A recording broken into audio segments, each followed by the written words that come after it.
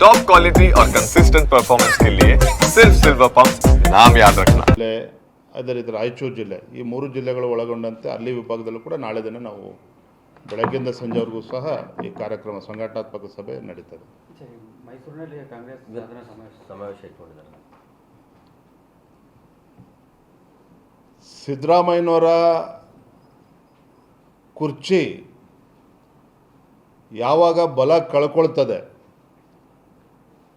ಸಿದ್ದರಾಮಯ್ಯನವರಿಗೆ ತಮ್ಮ ಮುಖ್ಯಮಂತ್ರಿ ಕುರ್ಚಿ ಅಳ್ಳಾಡ್ತಾ ಇದೆ,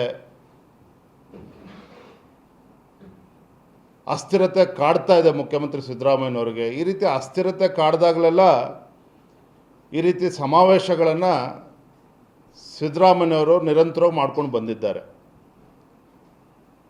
ಸಿದ್ದರಾಮಯ್ಯನವರು ಅಂತ ಹೇಳಿದ್ರೆ ಸಮಾವೇಶ ಅಂತ ಹೇಳಿದ್ರೆ ಸಿದ್ದರಾಮಯ್ಯನವರು ತಮ್ಮ ರಾಜಕೀಯ ಅಸ್ತಿತ್ವವನ್ನು ಉಳಿಸ್ಕೊಳ್ತಕ್ಕಂಥ ಸಲುವಾಗಿ ಅಹಿಂದ ಸಮುದಾಯಗಳನ್ನು ಮುಂದೆ ಇಡ್ತಾರೆ.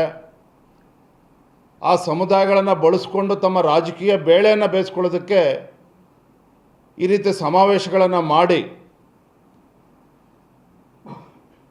ಕಾಂಗ್ರೆಸ್ ಪಕ್ಷದ ಹೈಕಮಾಂಡಿಗೆ ಬೆದರಿಕೆ ಕೊಡ್ತಕ್ಕಂಥ ಕುತಂತ್ರವನ್ನು ಈ ಸಮಾವೇಶಗಳ ಮೂಲಕ ಮಾಡ್ತಾ ಇದ್ದಾರೆ ವಿನಃ ರಾಜ್ಯದ ಮುಖ್ಯಮಂತ್ರಿಗಳು ಸಿದ್ದರಾಮಯ್ಯನವರು ಕಳೆದ ಎರಡೂವರೆ ವರ್ಷದಲ್ಲಿ ಸಾಧನೆ ಮಾಡಿರ್ತಕ್ಕಂಥದ್ದು ಶೂನ್ಯ.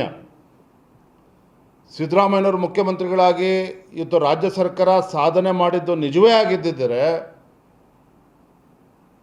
ರಾಜ್ಯದ ಉಸ್ತುವಾರಿಯನ್ನು ಹೊತ್ತಿರ್ತಕ್ಕಂಥ ಸುರ್ಜೇವಾಲಾ ಅವರು ಪದೇ ಪದೇ ಬೆಂಗಳೂರಿಗೆ ಬಂದು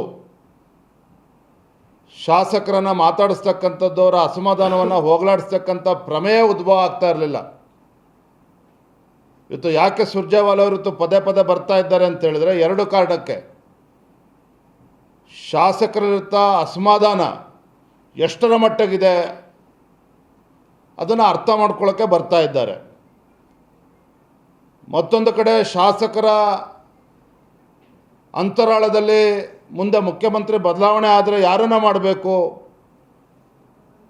ಇದನ್ನು ಅರ್ಥ ಮಾಡ್ಕೊಳ್ಳೋಕ್ಕೆ ಇವತ್ತು ಸುರ್ಜೇವಾಲಾ ಅವರು ಪದೇ ಬರ್ತಾ ಇದ್ದಾರೆ.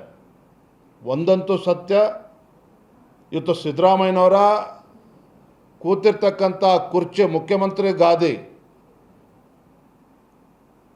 ಅನಿಶ್ಚಿತತೆ ಇವತ್ತು ಕಾಡ್ತಾ ಇರೋದ್ರಿಂದ ಸಿದ್ದರಾಮಯ್ಯನವರಿಗೆ ಈ ರೀತಿ ಸಮಾವೇಶಗಳನ್ನು ಮಾಡೋ ಮುಖೇನ ಹೈಕಮಾಂಡನ್ನು ಬೆದರಿಸ್ತಕ್ಕಂಥ ಕೆಲಸ ಮಾಡ್ತಾ ಇದ್ದಾರೆ.